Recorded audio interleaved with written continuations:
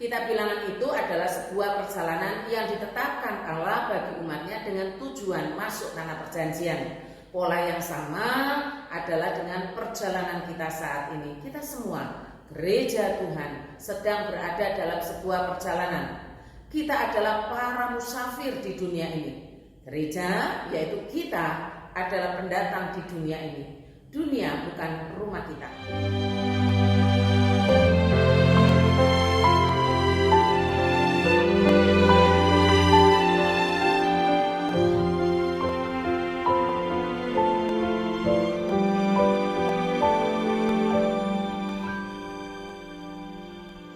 Dunia ini bukanlah rumahku. Semua yang ada hanya sementara. Tak ada satupun yang dapat ku bawa saat ku kembali padanya. Ku sadari singkat hidup ini seperti embun pagi yang datang dan pergi. Selama ku hidup, senangkan hatimu. Ku yakin kembali padamu. Janjimu kan membawaku. Di mana kau ada, aku pun berada. Ku nanti datangnya harimu. Bila tiba saatnya, ingatlah aku. Bawaku tinggal bersamamu.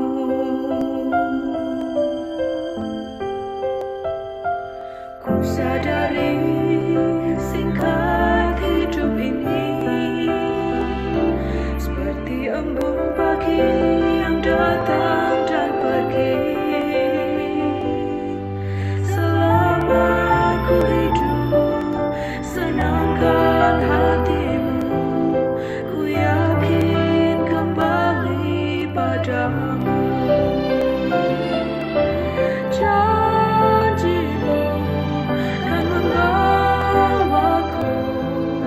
Di mana kau ada, aku pun berada. Ku nanti datangnya harimu. Bila tiba saatnya, ingatlah aku. Bawaku tinggal bersamamu.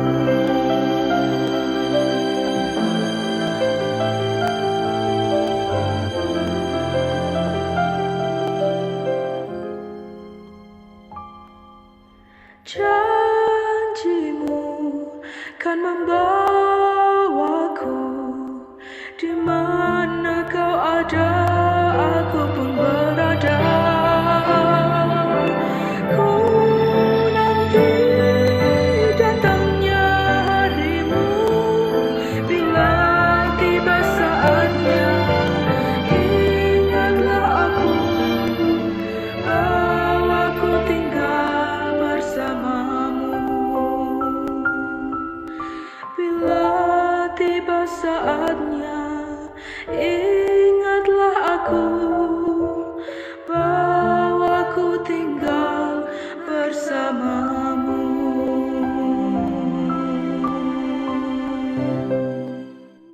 Saudara, kalau kita membaca sekilas saja perikop Bilangan 15 ayat 32 sampai 36 ini, maka kita akan mendapatkan suatu kengerian yang luar biasa. Saya perlu membacakan bagi saudara secara lambat untuk kelima ayatnya. Demikian firman Tuhan. Bilangan 15 ayat 32 sampai 36. Orang yang melanggar peraturan Sabat. Ketika orang Israel ada di padang gurun, didapati merekalah seorang yang mengumpulkan kayu api pada hari Sabat. Lalu orang-orang yang mendapati dia sedang mengumpulkan kayu api itu menghadapkan dia kepada Musa dan Harun dan segenap umat itu. Orang itu dimasukkan dalam tahanan. oleh karena belum ditentukan apa yang harus dilakukan kepadanya. Lalu berfirmanlah Tuhan kepada Musa, orang itu pastilah dihukum mati. Segenap umat Israel harus melontari dia dengan batu di luar tempat perkemahan. Lalu segenap umat menggiring dia keluar tempat perkemahan. Kemudian dia dilontari dengan batu sehingga ia mati seperti yang difirmankan Tuhan kepada Musa.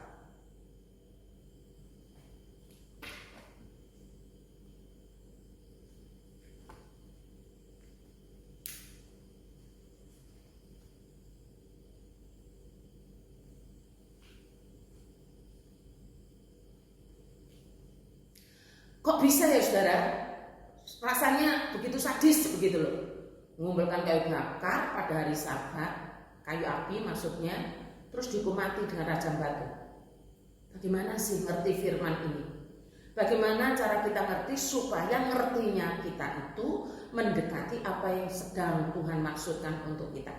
Begini saudara, yang pertama kita bilangan ini kan adalah firman Tuhan yang sedang menetapkan sebuah perjalanan untuk umatnya menuju tanah perjanjian, yaitu tanah Kanaan. Ini ketetapan Allah bagi umatnya. Tetapi tidak semua orang bisa sampai pada tujuan, yaitu tanah perjanjian. Penyebab terbesarnya adalah banyak di antara mereka yang tidak sampai tujuan itu karena ketidakpercayaan mereka kepada Allah.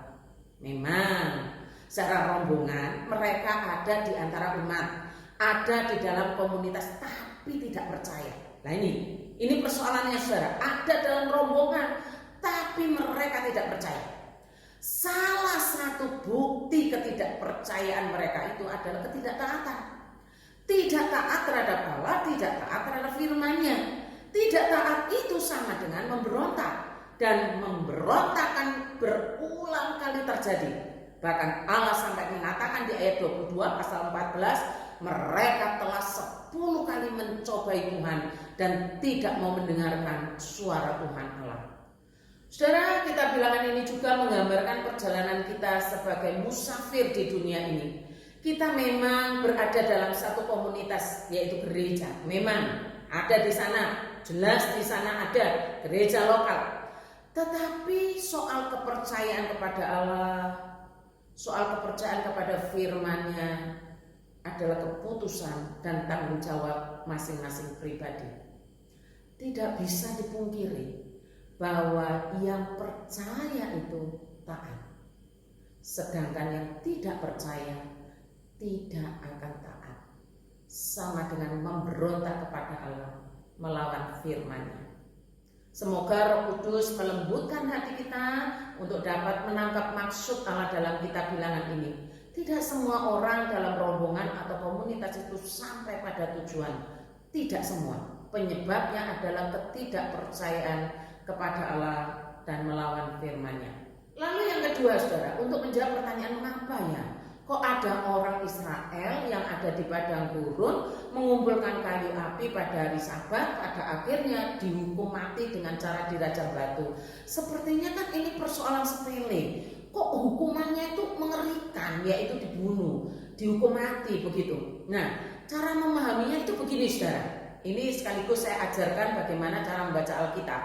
Di perikop atasnya, yaitu di pasal 15 ayat 22 sampai 31, itu kan sudah diajarkan mengenai bagaimana kalau ada orang yang melakukan dosa yang tidak sengaja. Nah, Tuhan jelaskan di situ apa yang Tuhan ajarkan kalau mereka melakukan dosa yang tidak sengaja. Maka di ayat 26 dikatakan begini, segenap umat Israel akan beroleh pengampunan, juga orang asing yang tinggal di tengah-tengahmu, karena hal itu dilakukan oleh seluruh bangsa itu dengan tidak sengaja. Jelas ada pengampunan karena tidak sengaja. Saya berhenti di sini dulu ya saudara. Aturannya jelas.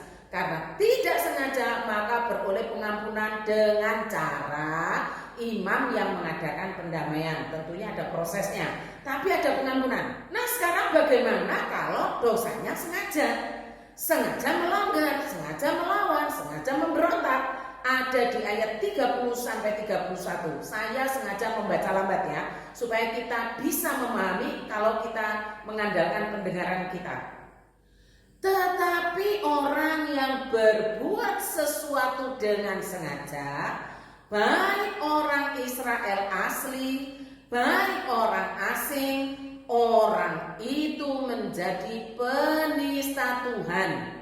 Ia harus dilenyapkan dari tengah-tengah bangsanya, sebab ia telah memandang hina terhadap firman Tuhan dan merombak perintahnya. Pastilah orang itu dilenyapkan, kesalahannya akan ditimpakan ke atasnya, kesalahannya akan tertimpa atasnya. Itu di ayat atasnya. Jelas ya aturannya. Lalu di ayat 32 sampai 36 terjadilah orang Israel yang ada di padang gurun, didapatilah mereka seseorang satu jemaah mengumpulkan kayu api pada hari Sabat. Pertanyaannya, sengaja apa tidak? Jawabannya sengaja. Lo kok tahu? Ya memang cara sengaja, cari goro-goro ini. Cari kayu api di hari Sabat. Lah kan sudah tahu aturannya. Kalau ditanya untuk apa kayu api, mungkin kita bisa membantu menjawab, ya mungkin untuk berdiam karena di padang gurun malam itu dingin. Mungkin juga untuk yang lain. Itu bohong. Kenapa bisa dikatakan bohong? Tuhan sudah berikan tiang api yang bisa menghangatkan cukup untuk seluruh bangsa itu. Untuk apa lagi kayu api kalau untuk berdiam? Itu bohong. Lalu mungkin kita bisa membantu dengan jawaban, ya mungkin untuk masak, dia butuh barangkali. Bohong lagi. Kenapa? Selama di padang gurun tidak ada yang masak, karena Tuhan yang menyediakan makanan dan minuman bagi mereka. Bohong lagi. Jadi ini dosa yang disengaja, sengaja melanggar firman. Apa yang dikatakan firman? Dilakukan yang berlawanan. Itu namanya pemberontakan. Firman dirombak. Sebab itu tidak heran Tuhan memerintahkan untuk menghukum mati. Orang yang memberontak ini pada akhirnya tidak sampai pada tujuan yang Allah tetapkan. Bagaimana dengan kita pada hari ini? Apakah hukuman mati karena dosa yang disengaja tetap berlaku? Jawabannya tidak. Tidak, saudara. Tuhan tidak memberikan wewenang kepada gereja, kepada tua-tua, kepada majelis, kepada hamba Tuhan untuk menghukum mati seseorang karena melanggar firman Tuhan. Tidak diberikan wewenang sama sekali.